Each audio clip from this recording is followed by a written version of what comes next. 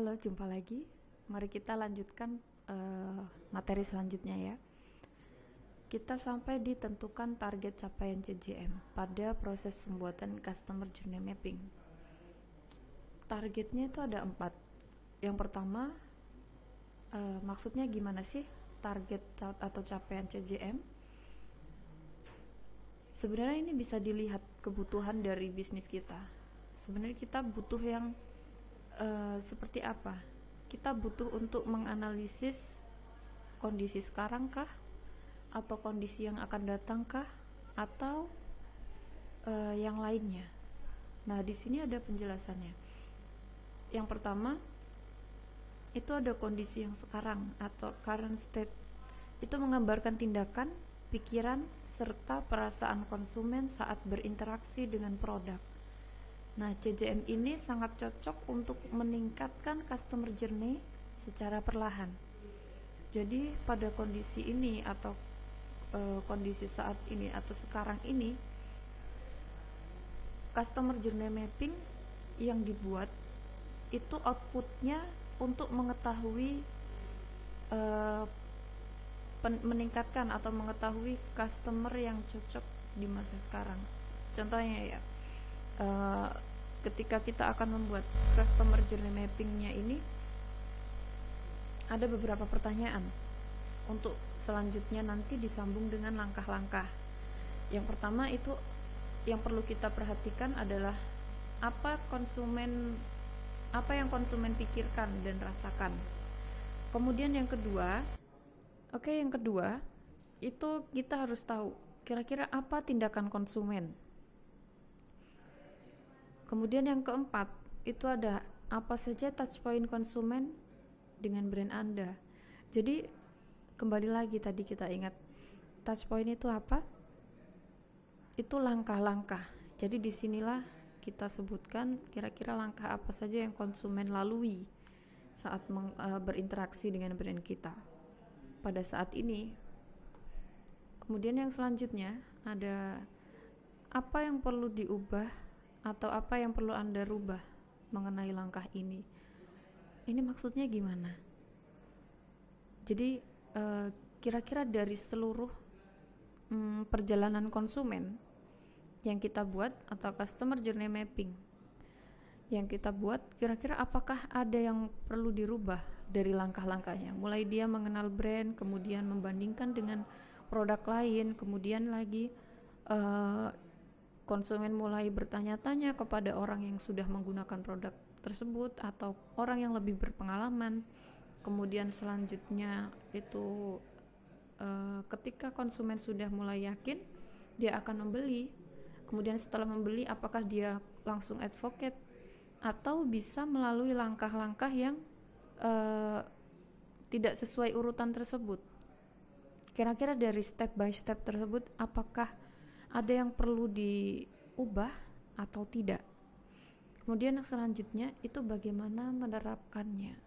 Jadi ketika customer journey mapping ini sudah jadi, kira-kira bagaimana menerapkannya? Apakah sesuai dengan karakter konsumen kita? Apakah sesuai dengan customer kita saat ini? Gitu. Selanjutnya ada kondisi sehari-hari, day in the life. Itu gambaran keseluruhan mengenai kehidupan konsumen. CJM ini cocok digunakan untuk mengetahui potensi kebutuhan konsumen yang belum terpenuhi, atau bahkan saat konsumen sendiri belum paham apa kebutuhannya. Jadi di sini kita lebih harus lebih peka dalam menentukan kira-kira apa kebutuhan konsumen. Kembali lagi berarti kita harus lebih jeli dalam menentukan buyer personanya. Yang pertama itu ada apa yang konsumen pikirkan dan rasakan, sama ya. Jadi step by step untuk membuat customer journey mapping, kira-kira ada beberapa panduan pertanyaan seperti ini. Kemudian yang kedua ada apa tindakan yang dilakukan konsumen atau prioritas utamanya saat ini. Kira-kira konsumen saat ini membutuhkan apa yang harus dilakukan konsumen saat ini.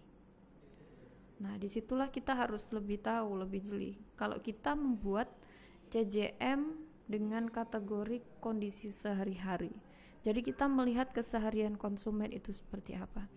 Kemudian yang ketiga, itu ada bagaimana konsumen berinteraksi dengan brand Anda saat ini. Bedanya apa? Sebenarnya ini semuanya sama ya pada dasarnya. Yang membedakan hanyalah kondisinya. Kalau yang sebelumnya, ini kita berbicara tentang CJM di kondisi saat ini, sekarang. Sekarang itu masih lumayan luas cangkupannya. Kemudian kalau sehari-hari dia lebih spesifik. Berarti kebutuhan konsumen harian itu seperti apa. Kemudian yang selanjutnya, kondisi masa yang akan datang atau masa depan. Kita membuat CJM untuk mengetahui masa depan. Maksudnya apa? Kita bisa membuat CJM untuk mengukur visi misi perusahaan atau sektor bisnis kita. Jadi suatu bisnis atau suatu perusahaan pasti memiliki visi dan misi. Pasti kita memiliki tujuan. Kita mempunyai goal untuk misalkan 5 tahun ke depan ini nanti penjualan saya akan dibuat seperti apa. Kemudian saya harus punya target, harus bisa menjual sekian barang. Kemudian juga dalam misalkan 1 tahun atau 5 tahun ke depan produk ini harus sudah berinovasi atau apalah. Jadi masing-masing perusahaan pasti ada atau pasti punya capaiannya sendiri-sendiri. Nah, berkaitan dengan customer journey mapping ini juga mempengaruhi. Karena apa? Customer atau konsumen itu yang menjadi kunci dari kesuksesan suatu produk. Karena ketika konsumen ini semakin banyak, artinya produk akan terus diproduksi, maka pendapatan dari perusahaan juga akan meningkat. Tapi kalau yang beli aja nggak ada, bagaimana kita bisa meningkatkan profit? Jadi CJM untuk kondisi masa depan atau future state itu ada beberapa pertanyaan yang kurang lebih sama, yaitu apa yang konsumen pikirkan dan rasakan di masa depan. Kira-kira kebutuhan konsumen di masa depan itu seperti apa? Kemudian apa tindakan konsumen di masa depan? Kemudian ada touch point konsumen di masa depan. Apa touch point di masa depan? Kebutuhan konsumen di masa depan. Kemudian perubahan apa yang perlu dilakukan? Nah, dari beberapa pertanyaan tersebut tentunya kita tahu kalau fokus pertanyaan ini untuk melihat atau kita membuat proyeksi masa depan. Kira-kira apa yang dibutuhkan konsumen di masa depan? Artinya kita membuat produk di masa depan itu harus mempunyai tolok ukur dari kebutuhan konsumen, kemudian keresahan konsumen. Kira-kira apa yang konsumen rasakan. Jadi bukan kita melihat hanya dari sudut pandang kita sebagai produsen. Karena ketika kita melihat dari sudut pandang konsumen, kita akan jauh lebih banyak peluang untuk produk kita diterima oleh calon konsumen kita. Kemudian kerangka layanan atau service blueprint. Nah, ini versi sederhana dari ketiga CJM sebelumnya. Artinya langkah-langkah atau customer journey mapping di poin ini jauh lebih sederhana daripada proses sebelumnya, yang artinya ini hanya menjelaskan tentang beberapa faktor yang mendasari pengalaman konsumen, mulai dari orang-orangnya, kebijakannya, kemudian teknologinya. Jadi hal-hal yang mensupport jalannya CJM yang sebelum-sebelumnya. Jadi CJM yang ini ada beberapa pertanyaan juga, yaitu yang pertama itu ada apa tindakan konsumen, kemudian yang kedua itu ada bagaimana interaksi awal, kemudian bagaimana interaksi akhir, dan bagaimana proses dukungannya atau proses yang mendukung dari hal-hal yang atau langkah-langkah di atas. Nah, selanjutnya ini ada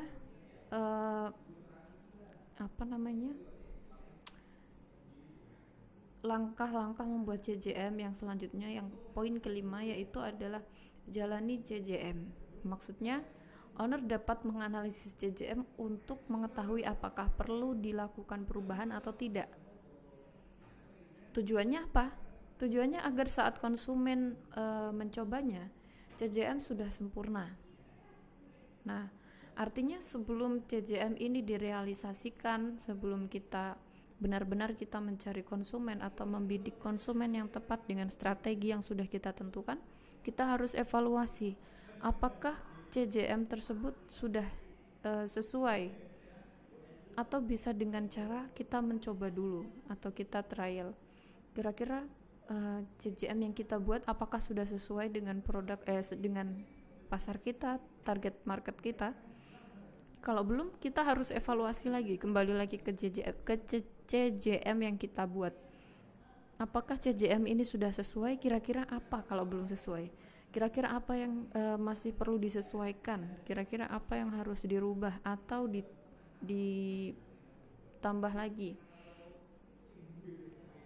Nah, dengan tujuan agar saat konsumen mencobanya, CJM sudah sempurna dan bisa menawarkan solusi.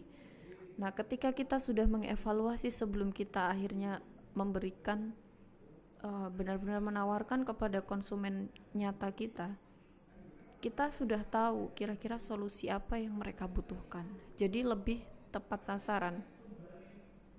Ketika konsumen sudah merasa puas, kebutuhannya sudah terpenuhi dengan produk yang kita tawarkan, mereka akan merasa puas, merasa bahagia, dan akhirnya mereka akan dengan sukarela merekomendasikan produk yang kita tawarkan kepada orang lain.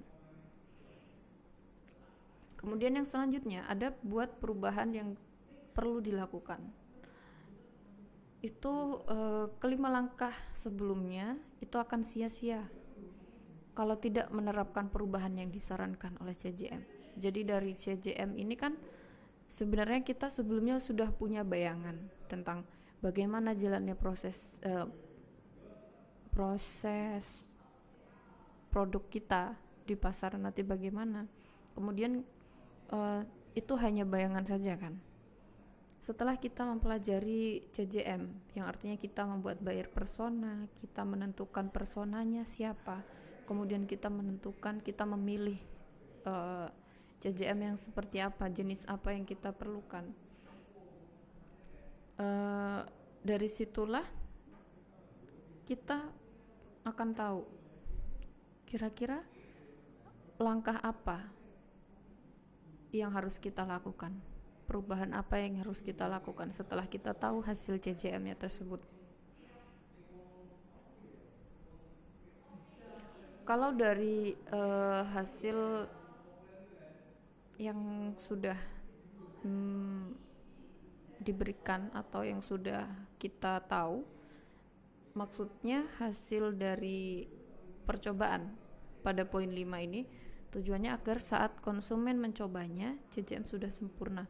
Nah, saat kita sudah tahu bahwa CJM tersebut sudah sempurna, tentunya kan kita akan terus mempertahankan ya. Tapi balik lagi, yang kita hadapi konsumen itu manusia, keinginan manusia, kebutuhan manusia itu dinamis, naik turun. Jadi tidak selalu manusia itu butuh hal-hal yang atau produk-produk yang kita tawarkan butuhnya harus seperti ini, tidak. Nah, dari situ kita harus jeli, kita harus teliti kira-kira perubahan apa yang perlu dilakukan agar sesuai dengan kebutuhan konsumen. Jadi kita harus mengikuti pergerakan konsumen. Kuncinya ada di sini, di poin ke-7. Selalu dikembangkan karena perilaku konsumen itu dinamis tergantung kondisi yang dihadapinya. Nah, disitulah. Karena yang sekali lagi yang kita hadapi adalah konsumen, manusia yang bisa tiba-tiba berubah, bisa kebutuhannya saat ini sama, kebutuhan di masa yang akan datang akan berbeda, itu kita harus terus mengikutinya. Nah, mungkin itu aja ya. Kita sambung di video selanjutnya.